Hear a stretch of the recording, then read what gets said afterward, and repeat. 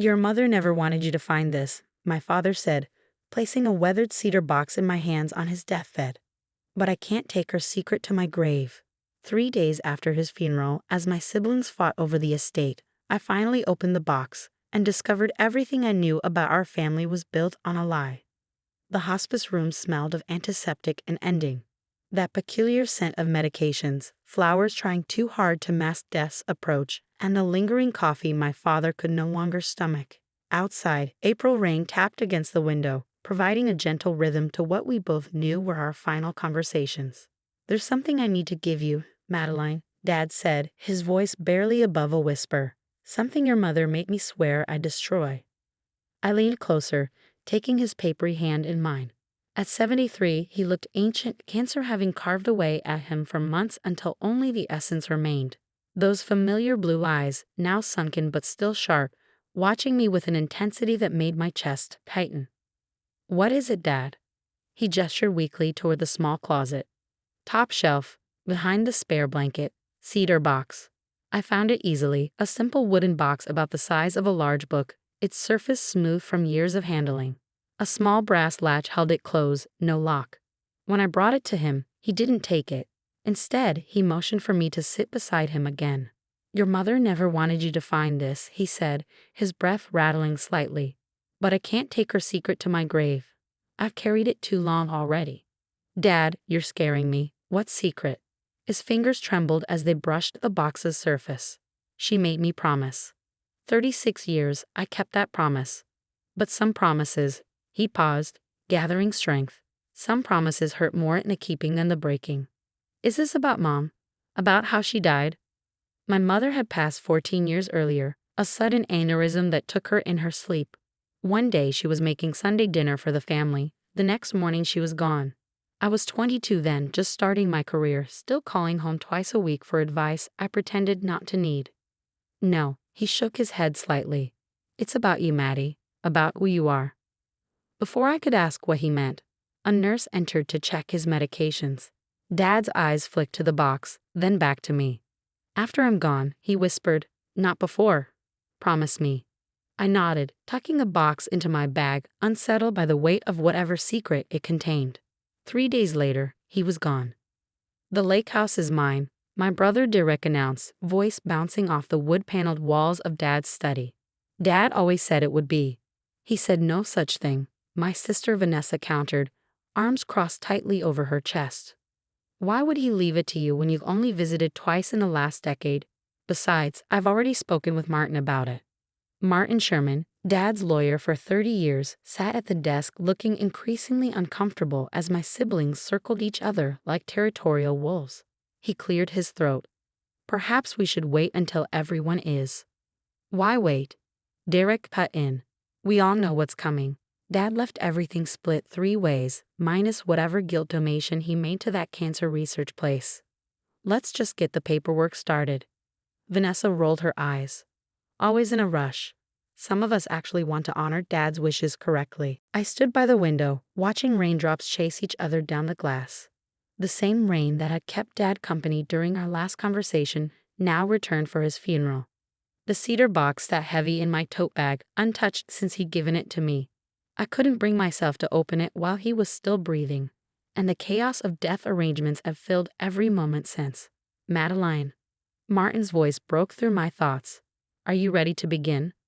I turned to find them all staring at me. Martin with patience, my siblings with barely concealed irritation. At 36, I was the youngest, the one who had stayed closest to home. The one who had sat with Dad through chemo sessions while Derek managed his real estate empire in Chicago and Vanessa built her influencer brand in Los Angeles. "Yes, sorry." I took a seat on the leather sofa, pulling my cardigan tighter against the chill that seemed to permeate the house despite the spring warmth outside. Martin adjusted his glasses and opened a thick folder. "Your father's will is relatively straightforward. The estate is to be divided equally among his 3 children, with the exception of a few specific bequests." Derek made a satisfied noise. Vanessa uncrossed, then recrossed her arms.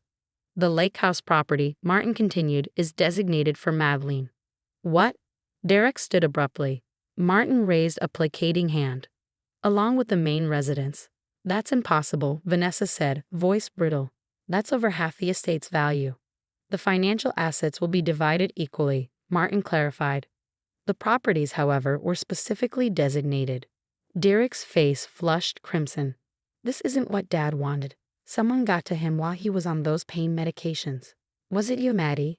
Whispering in his ear while we were trying to maintain our lives despite his illness. The accusation stung like a slap. I was taking care of him, Derek. Someone had to. Oh, playing the martyr card, Vanessa sneered. How convenient that your sacrifice resulted in 2 houses. I never asked for anything, I said quietly. You never had to, Derek shouted. You were always Dad's favorite, ever since Mom died. The perfect daughter who could do no wrong. That's not true, isn't it? Look at you, sitting there pretending to be surprised. What did you promise him? That you'd keep the family legacy alive. Live in his precious house? Keep his memory dusted and polished while the rest of us moved on with our lives. The room pulsed with tension. Martin looked like he wanted to melt into the leather chair. There's more, he said hesitantly. Your father left letters for each of you. He handed out 3 sealed envelopes. Mine felt unusually thick compared to my siblings. Derek tore his open immediately, eyes scanning the contents. His expression shifted from anger to confusion. What is this supposed to mean? He demanded, waving the paper. The truth will explain everything. Trust your sister when the time comes. What truth? What time? Vanessa was reading her letter with similar bewilderment. Mine says the same thing. Forgiveness is easier when you understand the whole story. She looked up sharply. Madeline, what did you do? Nothing. I protested. I have no idea what he's talking about. But even as I said it, I felt the weight of the cedar box in my bag, heavy with unspoken truths. Martin cleared his throat. There are some additional documents that need signatures. Perhaps we should continue tomorrow when emotions aren't running quite so high. I'm flying back tonight, Derek said flatly. Whatever game is being played here, I don't have time for it. Have the paperwork sent to my office. Vanessa stood, smoothing her black dress with practiced precision. I agree. We can handle the rest remotely. As they gathered their things, neither looked at me directly. The gulf between us, present for years but carefully navigated during family holidays and occasional phone calls, had suddenly become an unbridgeable canyon. After they left, Martin lingered, concern evident behind his professional demeanor. Your father was of sound mind, Madeline, he said quietly, despite what your siblings might imply. I know that. He also knew this would be difficult. That's why he asked me to give you this. He handed me another envelope, this one unmarked. He said you'd understand when the time was right. When I was finally alone in the silent house, the house where I'd grown up, where Mom had braided my hair before school, where Dad had taught me to change a tire and mix the perfect old-fashioned, I sat on my childhood bed and placed both the envelope and the cedar box before me. Whatever truth lay waiting had been important enough for my dying father to break a decades-long promise, important enough to risk family harmony from beyond the grave. With trembling fingers, I opened the envelope first. My dearest Madeline, by now you've seen how Derek and Vanessa reacted to the will. I'm sorry to put you in this position, but there was no other way. The box contains what your mother never wanted you to know, but what I believe you deserve to understand. It will help explain my decisions and perhaps, in time, help heal the fractures in our family. The lake house was always meant for you. It was your mother's wish, though for different reasons than mine. She wanted to keep you close to home, to the life we built.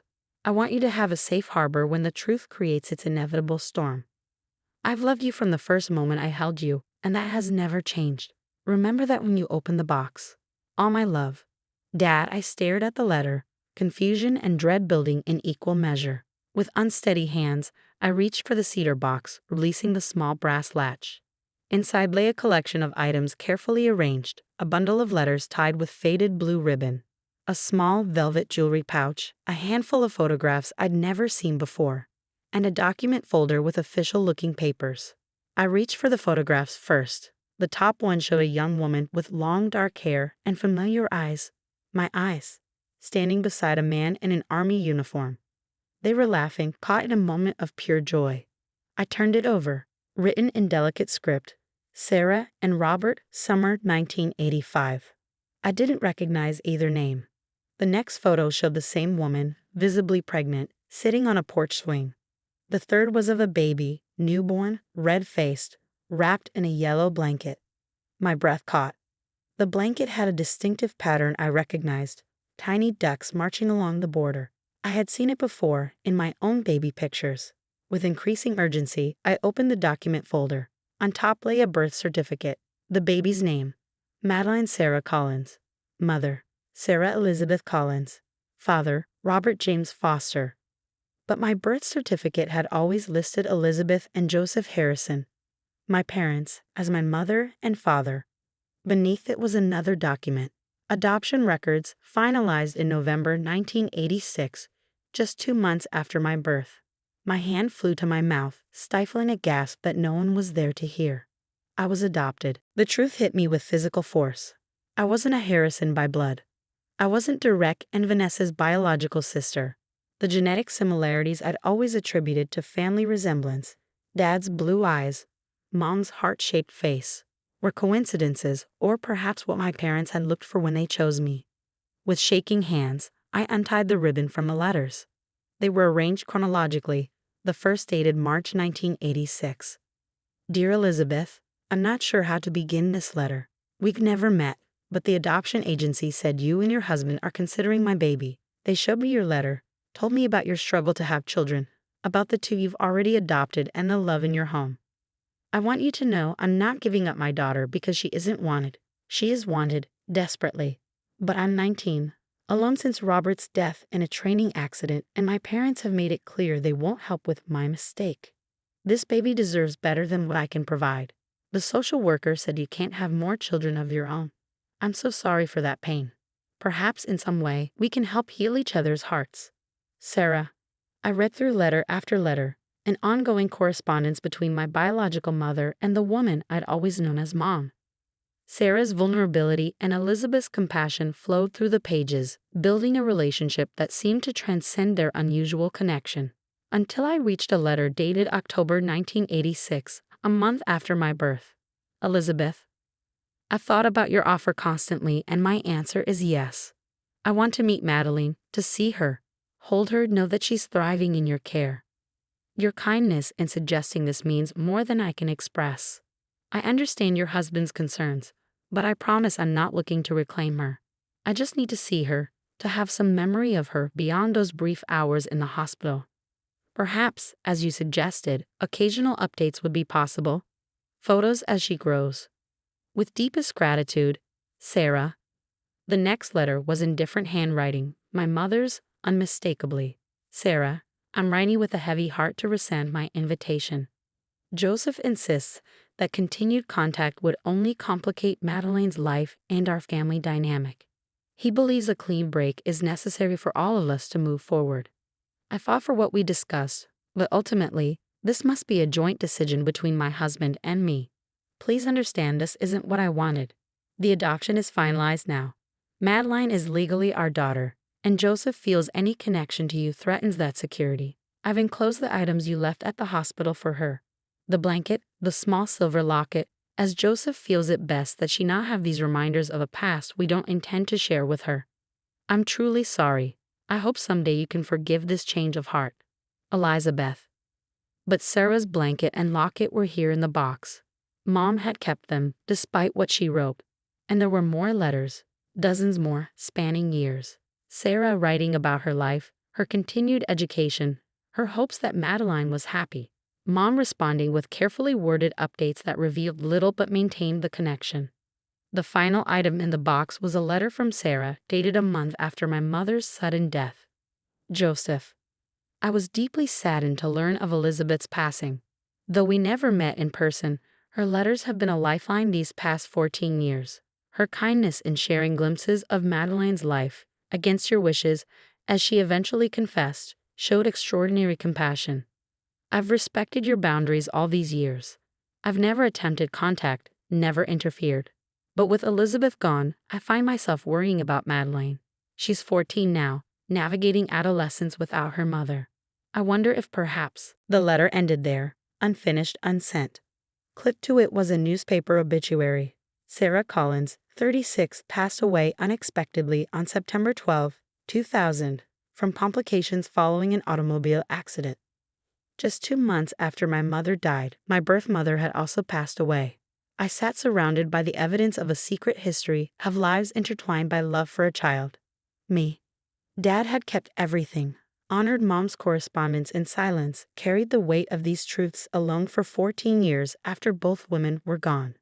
Until now. The velvet pouch yielded one final revelation, a delicate silver locket. Inside was a tiny photograph of the young woman from the pictures. Sarah, my birth mother, and a lock of dark hair. My hair, presumably, from when I was born. As dawn broke outside my window, I finally understood. This wasn't just about property or inheritance. Dad had given Derek and Vanessa their biological family legacy, financial security, connections, the foundation their birth parents had built. But I had been given the physical touchstones, the houses, the land, because they were the only roots I had. And he had given me the truth finally because he couldn't bear to leave me without knowing where I came from, who had first loved me, and why I had always felt that inexplicable sense of difference within our family. 2 days later, my siblings returned as requested. They'd arrived bristling with legal threats and barely contained hostility. "This better be good," Derek said, dropping heavily into Dad's leather armchair. "My lawyer says we have grounds to contest the will based on undue influence." Vanessa hovered near the doorway as if afraid to fully commit to the conversation. "I can't stay long. I have a flight at 7. "It won't take long," I promised, gesturing to the dining room table where I'd arranged the contents of the cedar box. "There's something you need to see. If this is some sentimental trip down memory lane to justify why you deserve." "I'm adopted," I interrupted. The words hung in the air, stunning them into silence. "What are you talking about?" Vanessa finally managed. "Dad gave me this before he died." I placed the cedar box on the table. It contains letters between my birth mother and Mom, along with my original birth certificate and adoption records. Derek's expression shifted from anger to disbelief. "That's impossible. Mom and Dad never said." "They never told me either," I said quietly. "But it's true. I verified the documents. I was born to a 19-year-old woman named Sarah Collins in September 1986. Her boyfriend, my biological father, died before I was born. Mom and Dad adopted me when I was 2 months old." Vanessa approached the table slowly, picking up one of the photographs with trembling fingers. "Why wouldn't they tell us? We were already 8 and 10. We would have remembered if a baby suddenly appeared. According to the letters, they brought me home while you were visiting grandparents during fall break. By the time you returned, they had created a story about Mom being pregnant and delivering while you were away." "But that's..." Derek shook his head. "We would have known." "Would you? You were children. You believed what they told you." Vanessa was flipping through the letters now, her earlier hostility replaced by stunned fascination. "This is Mom's handwriting." "Yes." I sat down, suddenly exhausted. "Dad kept everything. He promised Mom he'd destroy it all. But he couldn't. And before he died, he decided I deserved to know the truth." Derek ran a hand through his hair, his anger deflating. "So the will. The will was Dad's way of trying to be fair," I explained. "You two received your biological family legacy. I received the physical places, the houses, the land, because they're the only roots I have." I paused, swallowing against the tightness in my throat. "I'm not genetically connected to the Harrison name or history." "That's ridiculous," Vanessa said, looking up from the letters. "You're our sister." "Am I?" The question came out smaller than I intended. These past few days, it hasn't felt that way. Derek studied the birth certificate, then looked at me, really looked at me, perhaps for the first time in years. "Jesus, Maddie. This is a lot." "I know. Why didn't they ever tell you?" Vanessa asked. I gestured to the letters. "It seems they intended to, originally. But Dad was afraid. Afraid I'd want to find my birth mother. Afraid it would complicate our family. Mom kept in secret contact with Sarah anyway, sending updates, but never told me. And now they're both gone," Derek said quietly. "Sarah, too." I nodded. All 3 of my parents died without my ever knowing the truth. A heavy silence settled over the room, broken only by the sound of papers being gently sorted and examined. Outside, rain had given way to tentative sunshine, light filtering through Dad's study windows in dusty beams. "I don't want to fight over the will," I said finally. "That's not why I asked you here. I just thought you deserved to know why Dad made the decisions he did. And I wanted you to know who I am, who I'd discovered I am. Derek sat back, his earlier combativeness completely dissolved. The lake house was Mom's favorite place. I know. She used to say it was where she felt most at peace. I smiled faintly. She told me once it was where she fell in love with me, something about the way I laughed when she first dipped my toes in the water. Vanessa wiped at her eyes, suddenly glossy with tears. I remember that day. I was so jealous that you weren't afraid of the water like I was. You were afraid of the water? I asked, surprised. Vanessa had always seemed fearless to me, the confident older sister I could never quite measure up to. Terrified. But you just smiled and splashed. I wanted to be brave like my baby sister. She gave a watery laugh. I still do sometimes. Derek stood, walking to the window. Dad's letter to me makes sense now. He wrote that the truth will explain everything and to trust you. He turned to face me. I'm sorry, Maddie. About what I said before. About all of it. Me too, Vanessa added. We've been distant. That's on us as much as you.